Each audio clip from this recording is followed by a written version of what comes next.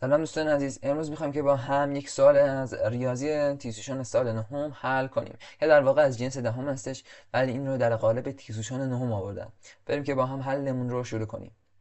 سوال به ما میگه که اگر حجم مکعب مقابل 432 واحد باشه، حجم هرم ABCD کدام است؟ ما ابتدا باید بدونیم که حجم مکعب چطوری پیدا میشه. من اگه هر یک از این ذیل مربع ها رو آ بذارم، مینویسم که حجم مکعب مربع مساوی است به آ به توان 3، یعنی در واقع آ به توان 3 مون شده 432 واحد که اگه ساده کنیم ابتدا میتونیم اینگونه بگیم 432 همون 216 ضرب در 2 هستش که 216 اگر ازش ریشه با فرجه 3 رو بگیریم میشه 6 رادیکال 2 با فرجه 3. پس در واقع هر یک از ضلع این مربع ها 6 رادیکال 2 با فرجه 3 هستش.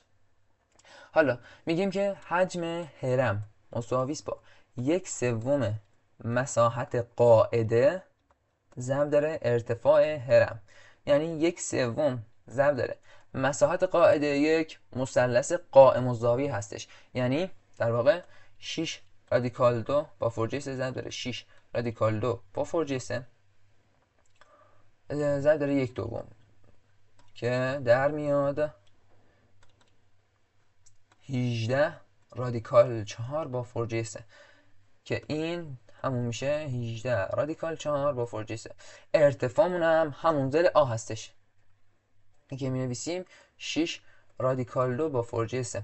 اگه دوباره این رو بنویسیم میشه که 1/3 ضرب در 18 ضرب در 6 رادیکال 2 با فرجه 3 ضرب در رادیکال 4 با فرجه 3 میشه رادیکال 8 که میشه 2. پس ضرب در 2 اینجا ساده کنیم میشه 3 به 3 میشه 1 به 3 میشه 6. می نویسیم که 6 6 تا 36 6 ضرب در 2 میشه 72. پس در واقع حجم هرم ABCD ما 72 واحد خواهد بود، یعنی گزینه سوم. امیدوارم که از این ویدیو خوشتون اومده باشه. هر گونه نظری که دارین تو کامنت ها برام بنویسین. تا یک ویدیو دیگر، خدا نگهدار.